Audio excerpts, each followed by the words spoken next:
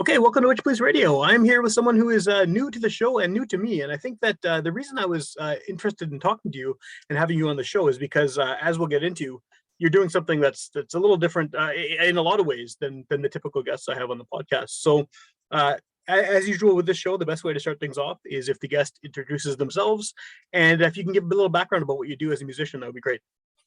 Yeah, for sure. My name's Emily Thorosky. I call myself the environmental musician.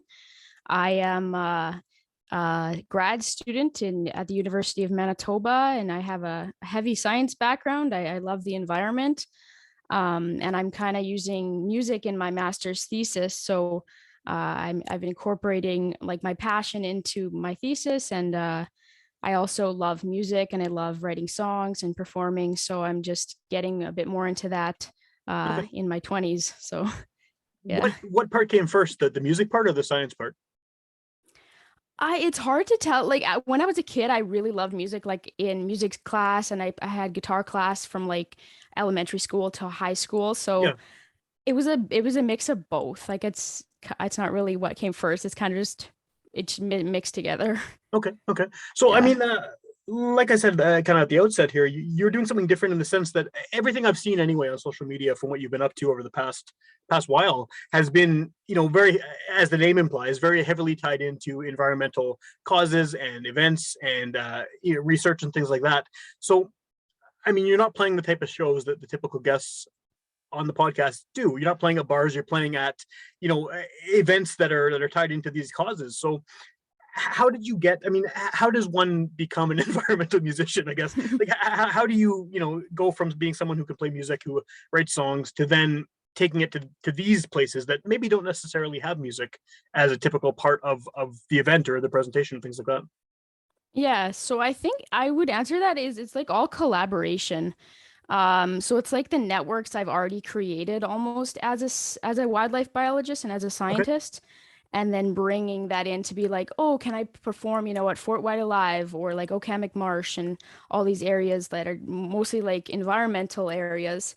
But yeah, so it's like already networking with the people I know and just saying, music is such a great tool to spread your information and your knowledge to an audience and get people excited about it. So Yeah. I just thought it's a great place to kind of start my journey, and hopefully I can play at bars one day too, but I haven't got there yet. Well, do you, I mean, based on having that as your name, do you feel like you have to write about these topics, or do you have sort of this, treasure trove of songs that you haven't released yet that are all about other things? Yeah, so that's a good question. I did feel that since my name was the environmental musician, I should focus like strictly on environmental music. But I like so much other stuff that I've actually incorporated. I'm going out of my zone environmental zone, and I'm creating a lot more. Like I have two love songs created already that Okay. have nothing to do with the environment. So yeah, I will be kind of like always have environmental songs, but I'm gonna be journeying outside of that zone too. So Well, it's also interesting too that, I mean, it makes complete sense you having that science background that this is what you're singing about. But when I first saw the name, I thought, okay, this must be some kind of like a protest singer, like someone with strong political causes, an activist kind of artist. Do you see elements of that in what you do as well? yeah, absolutely. Like I like to consider myself an activist because I'm like out there trying to promote, about the environment and that people should like live more sustainable lives and stuff Yeah. like that. So definitely that aspect, yeah. That's not the easiest topic to sell to a lot of people. I mean, obviously, when you're doing these events at places like Okam Marsh, and the audience is ready to hear that message, and I mean, people are already kind of they're into what you're talking about. But I imagine it's got to be a difficult thing to just sort of to a general audience to just be like, here I'm talking about environmental science and stuff. Like, is it? Have you encountered any kind of people thinking maybe you're just a folk singer, and then wait, what is this about? Yeah, that's kind of the trick, right? A lot of the people I've kind of gone after or like have had it as an audience so far is people that are really into the environment. And I've had people say, okay, now you have to really get out of your, environment zone and get to the people, like the people that have no idea anything about the environment, and try to like get them involved, right? Because that's like the key. We need more people involved in environmental conservation to be able to actually sustain a healthy planet, right? So that has been one of my tricky things. I'm trying to, like, I think social media is great for that, because there's Yeah. just a mix of everybody, right? And whoever like follows you, you don't really know if they're like an environmental, like, advocate or anything like that. I think for the most part it's just a variety of people you're talking to. So that's why I try to, really get involved with social media and YouTube and all that stuff. Yeah, yeah. Well, I mean, that's where everyone is, right? Everyone, especially over the past couple of years, everyone's been kind of just locked into their computers or phones, and just consuming as much content as humanly possible. So, yeah. What is that? I don't want to talk about the pandemic much, because I talk about it constantly. But what has this past 2 and a bit years been like for you, as someone who is doing this? I mean, obviously, you're able to do stuff online, like you said. I mean, YouTube has been an option for a lot of people, but has it affected your ability to get that message out, and to be creative, since sort of the whole world has been shut down? Yeah, so that's a great question. I kind of started like, I don't know, I grew up very shy, and I've been doing covers and music covers like on video since I was like 12, and I'm Oh like wow, okay. 27 now. And I didn't send anything out. I just kept it all on my computer. And it wasn't until about 2019 where I was like, okay, I love what I'm doing, and I have to be confident in myself to, show this to other people. So I wrote like my first song, and then I sent it out or whatever so people could see it, and I started performing. And I went to a conference in Reno, and I got to like Oh, perform there and stuff, which was amazing. And then the pandemic hit in 2020, and it was like, oh my gosh, as an artist just coming out, yeah. kind of thing. It was very hard. But I did the best I could. Like, I've taken part in since 2020, I've taken part in various projects. There was one in 2020 that took place, the Manitoba Youth Ambassadors, through Volunteer Manitoba. So it was like to celebrate Manitoba's 150th Right, right. anniversary. Yeah, I worked with like a whole cohort of youth to tell stories within our community. So I wrote a song called Manitoba Everything I Need. And then I I got to heard like that on your perform. YouTube. I've seen the video for that one. Oh, Yeah. perfect. Thank you. Yeah. So that was kind of that. And then 2021, I took place in another program. It was an RBC Emerging Artist program through the Manitoba Arts Network. So that was amazing. I got to perform to the cameraman. It wasn't a very big audience, but at the West End Cultural Center in Winnipeg, which was, I just love that stage and all the lights and stuff. That was like Yeah, my it's a first great like stage. stage performance. Yeah. So that was really cool. And then like, I don't know if I should keep talking, but then even in 2020, I got involved in another program, which was Jane Goodall Institute of Canada. I got a grant to try to start my own program, and I called it Music for Conservation. So I brought in artists kind of from across Manitoba. I had Rain Hamilton, and I had Yeah. the Dum Does perform. It was mostly virtual, and then I had one live performance. But this was to raise, awareness for conservation, and I raised some funding, because I always try to get some funding through whatever I'm doing. And then even to the last month, I found out that I got accepted to another program for this summer, and that's actually a paid program through the Canadian Musicians Cooperative in Ontario. Oh, cool. So yeah, so I'll actually get paid to learn to how to, be a musician and stuff. So that's pretty cool too. That's awesome. Yeah, yeah. Well, I think that Yeah. the way I first kind of clued into what you were doing, is with that Rain Hamilton show, because I follow Rain on various social media, and like I saw that and I was like, oh, this is cool. What? And then I did some research into it, and the fact that you got that grant is awesome. Like that's I think that's not the typical music grant that people would associate with music in Manitoba, but you've obviously found a creative way to use some of these programs that aren't necessarily music based first and foremost, and kind of make it work with what you do.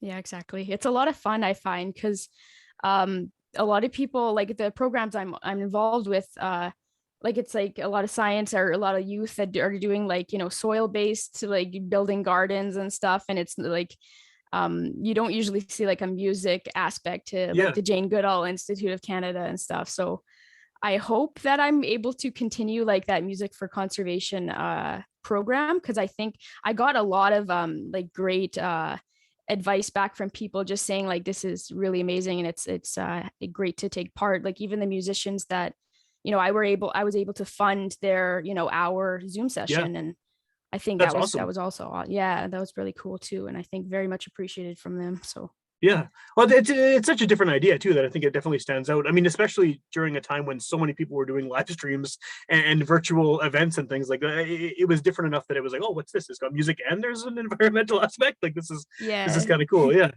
Um, yeah. what is your background musically? Like, did you? I mean, maybe a better question is how do you define what it is that you do as a musician? It seems like very folk influenced to me, but that might just be because you have an acoustic guitar and you're singing. Like that might just be Yeah. the kind of the visual. It's like, oh, this is obviously a folk artist. But I mean, what do you call it? How do you sort of where do you place yourself on the sort of the spectrum of music with all the millions of genres and subgenres? Yeah, so that's something that's kind of always on my mind, because whenever I put my application in or I talk to somebody, they are always like, "What genre of music are you?" And I can't answer it answer it like the greatest. Like I always put folk or Yeah, singer songwriter. I really really want to click like the pop punk, because I'm really interested in pop punk music, and I would really like to be able to write that kind of stuff, and I think I will in the future. But once just picking up my guitar and writing a song, it's been mostly in the folk genre. So yeah.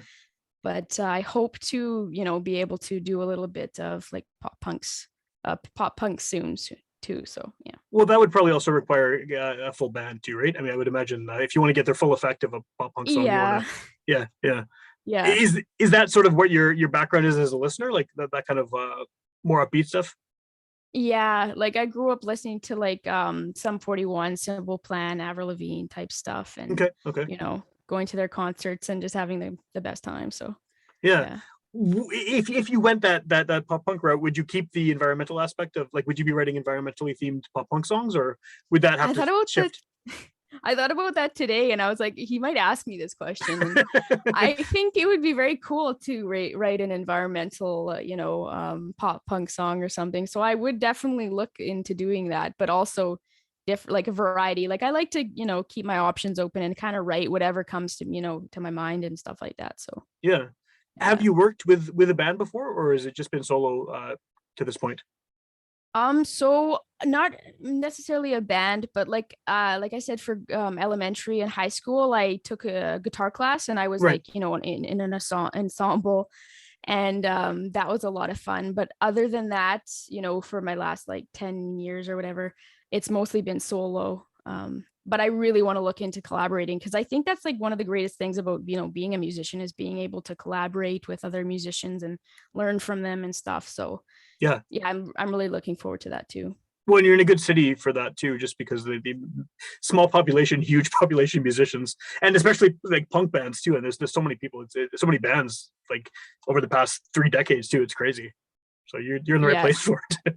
Yeah, no, I know. That's why it's awesome. I just, as a music, like as a just an emerging musician, because that's kind of what I call myself. I'm still learning and Yeah, stuff like that. I found through like the programs I've been involved with that the musicians are so like friendly, welcoming, and they're very supportive. Like yeah.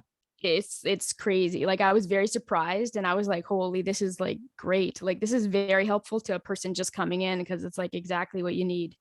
So I've met so many great people so far. So yeah, it's I'm glad to awesome. hear that because I haven't been in a band in a long time, and it was definitely like that. And this is like going back quite a ways when I was playing in bands. Same thing. It's like people are super welcoming and super encouraging, and I keep hearing that over the course of doing the show too. Is that like people who are either new to the city or new to the music scene are finding that they're being welcomed with open arms, which is great. That's one of the things I love about Winnipeg is that people seemingly for the most part want to see other artists succeed, and it's a really good vibe. No, absolutely. Yeah. No, it's amazing. I love it. Yeah, So I'd like to, I'm go actually, ahead. yeah, I was actually going to say, I'm usually an interviewer because I'm not usually the interviewee. Because that's what I do for my research. So it's Right. weird to be like answering somebody else's questions, but because I'm almost like I have so many questions about for you, and I'm like, should I ask him? But it's like probably best to keep it on me. I don't know how. Well, let's keep it on you for now. And if you want to ask me questions later, Okay. after the fact, feel free to shoot me any questions you want. Yeah. Okay. I think that's Sounds probably the best good. way to do it. Yeah, because we're talking about you here, right? So let's keep Yeah. the focus on you. Um, Okay. I know you have a bunch of stuff on YouTube. Is that where all of your recordings are at this point, or do you have other stuff out there that is available somewhere else? So I do have like a couple songs on Spotify and like Apple Music. I use that DistroKid Okay. to what's it called? Like give my music out or To distro whatever. it, yeah, yeah. To distro, yeah, exactly. Exactly. So it's out on like all those platforms, SoundCloud and all those, I don't usually go on there, but I put it on there Yeah, yeah, and for stuff. sure. So yeah, but I do like use YouTube quite a bit. That's kind of like my main because I like seeing the videos too. I like to like when I have a song, I like to watch the video Yeah. and I do other filmmaking work. So I post everything on there. So it's just easier that way. Are there plans for putting out an album or anything at some point, or an EP? Oh, for sure. It's definitely something I'm kind of working on. So like I am a graduate student. I'm actually just about to defend my thesis, so I'm just writing my like 200-page paper, which is Sounds like a it's lot of fun, heavy yeah. heavy work. Yeah. So that's kind of my focus right now, but I'm aiming to have my EP out like mid next year. Next year, hopefully June-ish, like around this time. Okay, cool, So cool. Is yeah. that do you have the songs already figured out for that and everything, or is that sort of to be decided It's at the time? Yeah, it's in the works. So far I think I've written like 7 songs. Okay, So yeah, so I don't know how many I want on there, but I'm pretty close to having a good like a EP ready. So cool, cool. And yeah. then as far as the environmental stuff, I mean, are there, for people who are listening to this who don't really have much background in or information about that side of what you do, and maybe are more into the music scene, are there resources out there, or places they can go online to sort of find out more about some of these issues that you're talking about and some of the research and some of the causes that you're supporting? Yeah, absolutely. The thing that's great about the environment is there's so many resources you can go to and organizations working towards it. Yeah, I'm really passionate about the Wildlife Society and I've volunteered for years through that one. So just like they have a website or social media. The Manitoba chapter of the Wildlife Society is great. Nature Manitoba is another great one, Canadian Wildlife Federation. cool. Yeah, there's a lot. I can name a lot, but those are I the ones believe that it. come Yeah. to my mind. Do Yeah. you have any events coming up? Like, is your series still going on, or do you have anything in the near future that's happening? So my series kind of with the Jane Goodall ended because my funding ran out. Okay, So I ended that one, but I really would like to continue it, but no plans yet for that one. And then my Canadian Musicians Cooperative like job is going to start next week. So I awesome. think I'll be learning online through that and I'll also be like busking around Winnipeg. So that'll be really cool. So yeah, follow me on social media to see where I'll be busking and stuff. Well, But other that was, than that, I don't think there's much. that was kind of my next question: is where can people find you online? I mean, I know you're on social media, but what's the best? Where would you sort of direct people towards if they want to check Direct. out? Yeah. Yeah, so I Instagram is my biggest one or Facebook. Those are the two I use quite often. I don't know. I haven't got into Twitter. I have a Twitter account, but I don't know why. I don't look on the environmental musician on there. I don't have one, but and then YouTube. I post a lot of stuff on like YouTube.